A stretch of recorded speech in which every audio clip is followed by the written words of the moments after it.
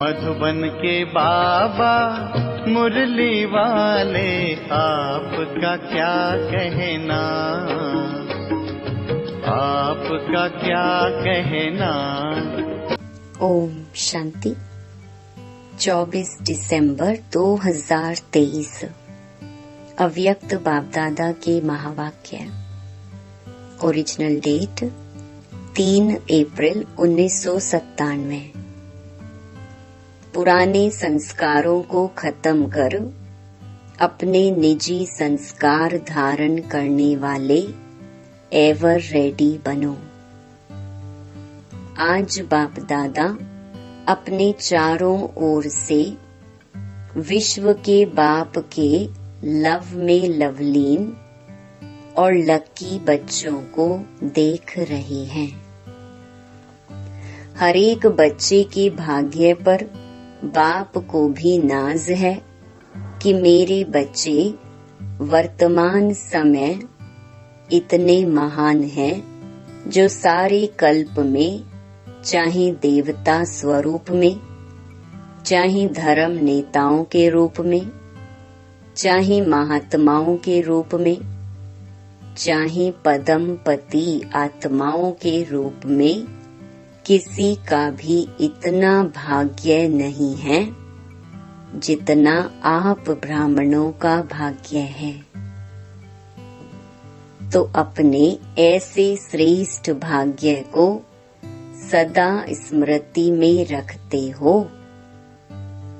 सदा यह अनहद गीत मन में गाते रहते हो कि वहाँ भाग्य विधाता बाप और वहाँ मुझ श्रेष्ठ आत्मा का भाग्य।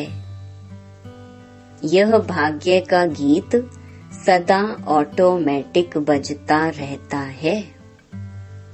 बाप बच्चों को देख देख सदा हर्षित होते हैं।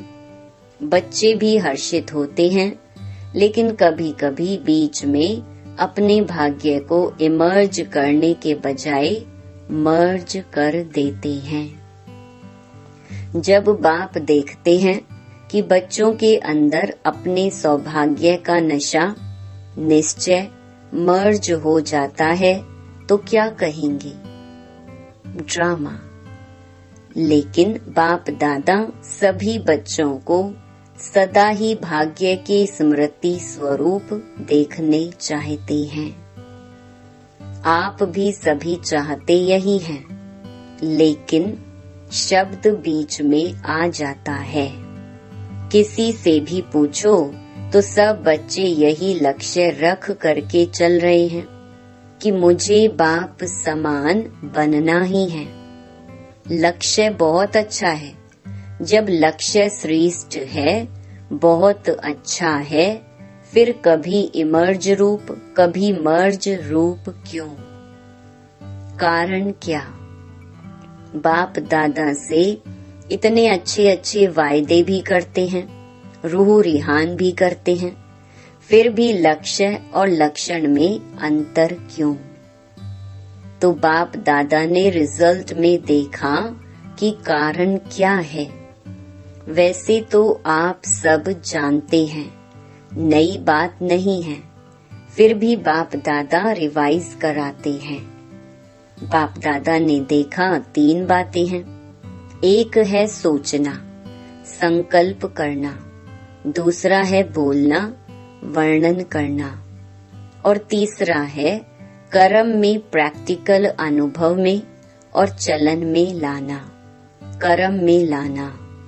तो तीनों का समान बैलेंस कम है। जब बैलेंस होता है तो निश्चय और नशा इमर्ज होता है, और जब बैलेंस कम है तो निश्चय और नशा मर्ज हो जाता है। रिजल्ट में देखा गया कि सोचने की गति बहुत अच्छी भी है और फास्ट भी है। बोलने में रफ्तार और नशा वह भी 75% ठीक है। बोलने में मेजॉरिटी होशियार भी हैं, लेकिन प्रैक्टिकल चलन में लाने में टोटल मार्क्स कम हैं। तो 2 बातों में ठीक हैं, लेकिन तीसरी बात में बहुत कम है।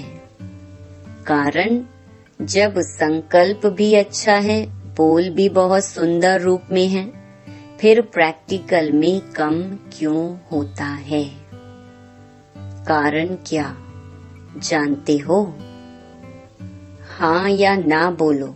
जानते बहुत अच्छा है।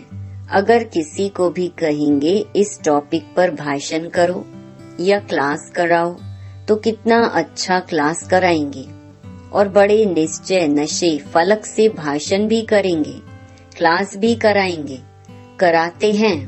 बाप दादा सबकी क्लासेस सुनते हैं, क्या क्या बोलते हैं, मुस्कुराते रहते हैं। वाह वाह बच्चे वाह। मूल बात है बाप दादा ने पहले भी सुनाया है, यह रिवाइज कोर्स चल रहा है। तो बाप कहते हैं कि कारण एक ही है, ज्यादा भी नहीं है, एक ही कारण है। और बाप दादा समझते हैं कि कारण को निवारण करना मुश्किल भी नहीं है, बहुत सहज है। लेकिन सहज को मुश्किल बना देते हैं। मुश्किल है नहीं, बना देते हैं। क्यों? नशा मर्ज हो जाता है। एक ही कारण है, जो भी धारणा की बातें सुनते हो, करते भी हो, चाहे शक्तियों के रूप में, चाहे गुणों के रूप में, धारणा की बातें बहुत अच्छी अच्छी करते हो, इतनी अच्छी करते हो जो सुनने वाले चाहे अज्ञानी चाहे ज्ञानी सुनकर बहुत अच्छा कहकर खूब तालियां बजाते हैं। बहुत अच्छा कहा, लेकिन कितने बार लेकिन आया? यह लेकिन ही विघ्न डाल देता है। लेकिन शब्द समाप्त होना अर्थात बाप समान समीप आना और बाप के समीप आना अर्थात समय को समीप लाना। लेकिन अभी तक लेकिन शब्द कहना पड़ता है। बाप को अच्छा नहीं लगता, लेकिन कहना ही पड़ता है। तो कारण क्या? जो भी कहते हो धारण भी करते हो, धारणा के रूप से धारण करते हो, और वह धारणा किसकी थोड़ा समय, किसकी ज्यादा समय भी चलती है। लेकिन धारणा प्रैक्टिकल में सदा बढ़ती चले, उसके लिए यही मुख्य बात है कि जैसे द्वापर से लेकर अंतिम जन्म तक जो भी अवगुण व कमजोरियां हैं, उसकी धारणा संस्कार रूप में बन गई है और संस्कार बनने के कारण मेहनत नहीं करना पड़ता। छोड़ना भी चाहते हैं, अच्छा नहीं लगता है, फिर भी कहते हैं क्या करें, मेरा संस्कार ऐसा है। आप बुरा नहीं मानना, मेरा संस्कार ऐसा है। संस्कार बना कैसे? बनाया तभी तो बनाना। तो जब द्वापर से यह उल्टे संस्कार बन गए, जिससे आप समय पर मजबूर भी होते हो, फिर भी कहते हो क्या करें, संस्कार हैं। तो संस्कार सहज ना चाहते हुए भी प्रैक्टिकल में आ जाते हैं ना। किसी को क्रोध आ जाता है, थोड़े समय के बाद कहते हैं आप बुरा नहीं मानना, मेरा संस्कार है। क्रोध को संस्कार बनाया, अवगुण को संस्कार बनाया, और गुणों को संस्कार क्यों नहीं बनाया है? जैसे क्रोध अज्ञान की शक्ति है और ज्ञान की शक्ति शांति है, सहन शक्ति है। तो अज्ञान की शक्ति क्रोध को बहुत अच्छी तरह से संस्कार बना लिया है और यूज भी करते रहते हो, फिर माफी भी लेते रहते हो। माफ कर देना आगे से नहीं होगा और आगे और ज्यादा होता है। कारण क्योंकि संस्कार बना दिया है। तो बाप दादा एक ही बात बच्चों को बार बार सुनाते हैं कि अभी हर गुण को, हर ज्ञान की बात को संस्कार रूप में बनाओ। ब्राह्मण आत्माओं के निजी संस्कार कौन से हैं? क्रोध या सहन शक्ति? कौन सा है? सहन शक्ति शांति की शक्ति यह है ना। तो अवगुणों को तो सहज ही संस्कार बना दिया, कूट कूट कर अंदर डाल दिया है, जो ना चाहते भी निकलता रहता है। ऐसे हर गुण को अंदर कूट कूट कर संस्कार बनाओ। मेरा निजी संस्कार कौन सा है? यह सदा याद रखो। वह तो रावण की जायदाद संस्कार बना दिया, पराये माल को अपना बना लिया। अब बाप के खजाने को अपना बनाओ। रावण की चीज को संभाल कर रखा है और बाप की चीज को गुम कर देते हो, क्यों? रावण से प्यार है? रावण अच्छा लगता है या बाप अच्छा लगता है? कहेंगे तो सभी बाप अच्छा लगता है, यही मन से कह रहे हैं ना। लेकिन जो अच्छा लगता है उसकी बात निश्चय की शाही से दिल में समा जाती है।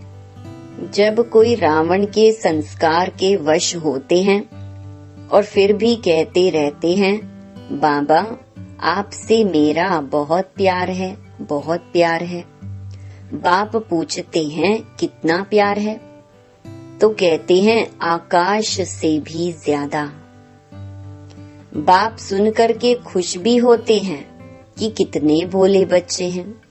फिर भी बाप कहते हैं, बाप का सभी बच्चों से वायदा है कि दिल से अगर एक बार भी मेरा बाबा बोल दिया, फिर भले बीच बीच में भूल जाते हो, लेकिन एक बार भी दिल से बोला मेरा बाबा, तो बाप भी कहते हैं जो भी हो, जैसे भी हो, मेरे ही हो। ले तो जाना ही है। सिर्फ बाप चाहते हैं कि बाराती बनकर नहीं चलना, सजनी बनकर चलना। सुनकर के तो सभी बहुत खुश हो रहे हैं, अपने ऊपर हंसी भी आ रही है। अभी सुनने के समय अपने ऊपर हंसते हो ना, अपने ऊपर हंसी आती है और जब जोश करते हो तब लाल पीले हो जाते हो।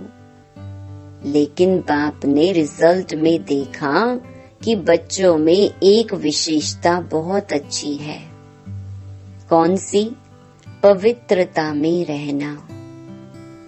इसके लिए कितना भी सहन करना पड़ा है, कितना भी अपोजिशन करने वाले सामने आए हैं, लेकिन इस बात में 75% अच्छे हैं।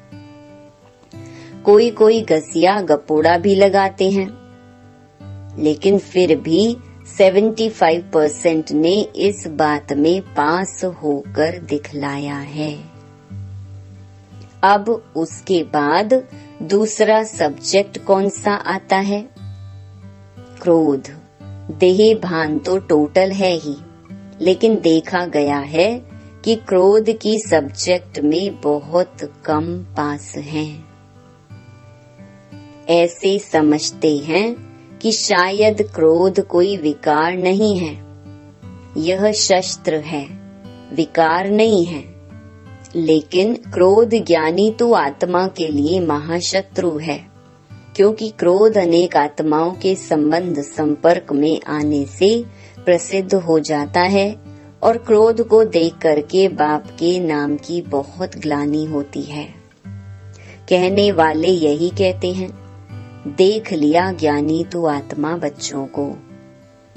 क्रोध के बहुत रूप हैं, एक तो महान रूप आप अच्छी तरह से जानते हो। दिखाई देता है यह क्रोध कर रहा है। दूसरा क्रोध का सूक्ष्म स्वरूप अंदर में ईर्ष्या, द्वेष, घृणा होती है। इस स्वरूप में जोर से बोलना या बाहर से कोई रूप नहीं दिखाई देता है, लेकिन जैसे बाहर क्रोध होता है तो क्रोध अग्नि रूप है ना। वह अंदर खुद भी जलता रहता है और दूसरे को भी जलाता है। ऐसे ईर्ष्या, द्वेष, घृणा यह जिसमें है वह इस अग्नि में अंदर ही अंदर जलता रहता है। बाहर से लाल पीला नहीं होता। लाल पीला फिर भी ठीक है, लेकिन वह काला होता है। तीसरा क्रोध की चतुराई का रूप भी है। वह क्या है? कहने में, समझने में ऐसे समझते हैं व कहते हैं कि कहाँ कहाँ सीरियस होना ही पड़ता है, कहाँ कहाँ लॉ उठाना ही पड़ता है कल्याण के लिए। अभी कल्याण है या नहीं वह अपने से पूछो। बाप दादा ने किसी को भी अपने हाथ में लॉ माना कानून उठाने की छुट्टी नहीं दी है। क्या कोई मुरली में कहा है कि भले लॉ उठाओ, क्रोध नहीं करो? लॉ उठाने वाले के अंदर का रूप वही क्रोध का अंश होता है। जो निमित्त आत्माएं हैं वह भी लॉ उठाते नहीं हैं, लेकिन उन्हों को लॉ रिवाइज कराना पड़ता है। लॉ कोई भी नहीं उठा सकता, लेकिन निमित्त हैं तो बाप द्वारा बने हुए लॉ को रिवाइज करना पड़ता है। निमित्त बनने वालों को इतनी छुट्टी है, सबको नहीं। आज बाप दादा थोड़ा ऑफिशियल शिक्षा दे रहे हैं, प्यार से उठाना, क्योंकि बाप दादा बच्चों के लिखे हुए, किए हुए वायदे देखकर, सुनकर मुस्कुराते रहते हैं। अभी बाप दादा ने जो सुनाया कि हर गुण को निजी संस्कार बनाओ, अंडरलाइन किया, तो अभी से यह कहना कि शांत स्वरूप में रहना, सहनशील बनना, यह तो मेरा संस्कार बन गया है। फिर बाप दादा जब मिलन मनाने आए तो इसे अपना निजी संस्कार बनाकर बाप दादा के आगे इन 5-6 मास में दिखाना। इसलिए आज रिजल्ट सुना रहे हैं। क्रोध की रिपोर्ट बहुत आती है। छोटा बड़ा भिन्न भिन्न रूप से क्रोध करते हैं। अभी बाप दादा ज्यादा नहीं खोलते हैं, लेकिन कहानियां बहुत मजे की हैं। इसलिए आज से क्रोध को क्या करेंगे? विदाई देंगे। सभी ने ताली बजाई। देखो, ताली बजाना बहुत सहज है, लेकिन क्रोध की ताली नहीं बजी। बाप दादा अभी यह बार बार सुनने नहीं चाहते हैं, फिर भी रहम पड़ता है तो सुन लेते हैं। तो अब से यह नहीं कहना कि बाबा वायदा तो किया, लेकिन फिर आ गया, क्या करें? चाहते नहीं हैं, आ जाता है। आप ही माया को समझा दो, क्रोध को समझा दो, तो यह पुरुषार्थ भी बाप करे और प्रारब्ध बच्चे लेंगे। यह भी मेहनत बाप करे। तो ऐसा वायदा नहीं करना जो फिर 5 मास के बाद रिजल्ट देखें। भले आप बताओ नहीं बताओ, बाप के पास तो पहुंचती है। ऐसी रिजल्ट ना हो, क्या करें? हो जाता है। सर्कमस्टेंस ऐसे आते हैं। बात बहुत बड़ी हो गई ना। बाप को भी समझाने की कोशिश करते हैं। बड़े होशियार हैं। कहते हैं बाबा छोटी मोटी बातें हम पार कर लेते हैं, यह बात ही बड़ी थी ना। अभी दोष किस पर रखा? बात पर। और बात क्या करती है? आई और गई। 5000 वर्ष के बाद फिर बात आएगी। तो 5000 वर्ष के बाद बात आनी है, उस पर दोष रख देते हैं। ऐसे नहीं करना। क्या करूं, यह संकल्प में भी नहीं लाना। बाप दादा क्रोध के लिए विशेष क्यों कह रहा है? क्योंकि अगर क्रोध को आपने विदाई दे दी तो इसमें लोभ, इच्छा सब आ जाता है।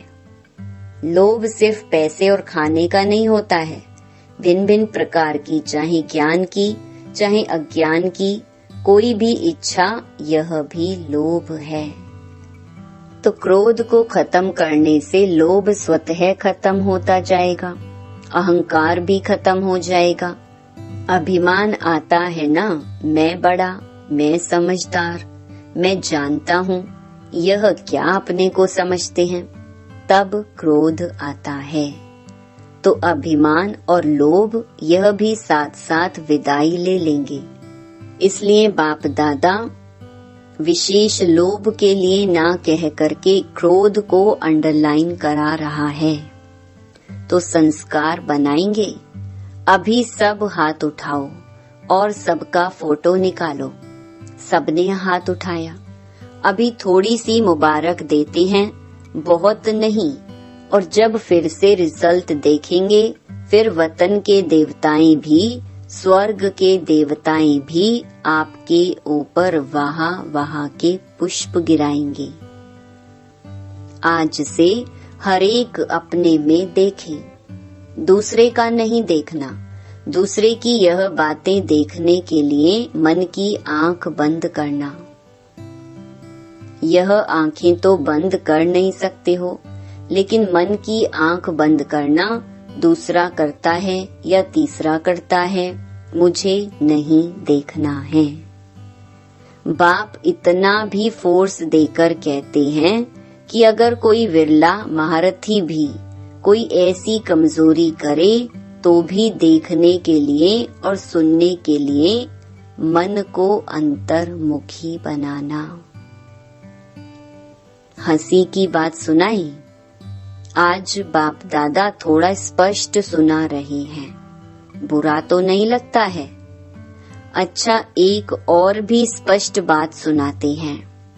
बाप दादा ने देखा है कि मेजॉरिटी समय प्रति समय, सदा नहीं, कभी कभी महारथियों की विशेषता को कम देखते और कमजोरी को बहुत गहराई से देखते हैं और फॉलो करते हैं। एक दो से वर्णन भी करते हैं कि क्या है, सबको देख लिया है, महारथी भी करते हैं, हम तो हैं ही पीछे। अभी महारथी जब बदलेंगे ना तो हम बदल जाएंगे। लेकिन महारथियों की तपस्या, महारथियों के बहुत काल का पुरुषार्थ उन्हों को एडिशन मार्क्स दिलाकर भी पास विद ऑनर कर लेती है। आप सभी इंतजार में रहेंगे कि महारथी बदलेंगे तो हम बदलेंगे, तो धोखा खा लेंगे। इसीलिए मन को अंतर्मुखी बनाओ, समझा? यह भी बाप दादा बहुत सुनते हैं। देख लिया, देख लिया, हमारी भी तो आंखें हैं ना, हमारे भी तो कान है ना, हम भी बहुत सुनते हैं। लेकिन महारथियों से इस बात में रीस नहीं करना। अच्छाई की रेस करो, बुराई की रीस नहीं करो, नहीं तो धोखा खा लेंगे। बाप को तरस पड़ता है क्योंकि महारथियों का फाउंडेशन निश्चय अटूट अचल है। उसकी दुआएं एक्स्ट्रा महारथियों को मिलती हैं, इसीलिए कभी भी मन की आंख को इस बात के लिए नहीं खोलना, बंद रखो। सुनने के बजाय मन को अंतर्मुखी रखो, समझा? चारों ओर के सर्व बाप दादा के लवलीन आत्माएं, सर्व बाप के सेवाधारी आत्माएं, सर्व सहज पुरुषार्थ को अपनाने वाली श्रेष्ठ आत्माएं, सदा बाप समान बनने के लक्ष्य और लक्षण को समान बनाने वाली बाप के समीप आत्माओं को बाप दादा का बहुत बहुत याद, प्यार और नमस्ते। वरदान, सबको अमर ज्ञान दे, अकाले मृत्यु के भय से छुड़ाने वाले, शक्तिशाली सेवाधारी भव। दुनिया में आजकल अकाले मृत्यु का ही डर है। डर से खा भी रहे हैं, चल भी रहे हैं, सो भी रहे हैं। ऐसी आत्माओं को खुशी की बात सुनाकर भय से छुड़ाओ। उन्हें खुशखबरी सुनाओ कि हम आपको 21 जन्मों के लिए अकाले मृत्यु से बचा सकते हैं। हर आत्मा को अमर ज्ञान दे, अमर बनाओ, जिससे वे जन्म जन्म के लिए अकाले मृत्यु से बच जाएं। ऐसे अपने शांति और सुख के वाइब्रेशन से लोगों को सुख चैन की अनुभूति कराने वाले शक्तिशाली सेवाधारी बनो। स्लोगन, याद और सेवा का बैलेंस रखने से ही सर्व की दुआएं मिलती हैं। ओम शांति।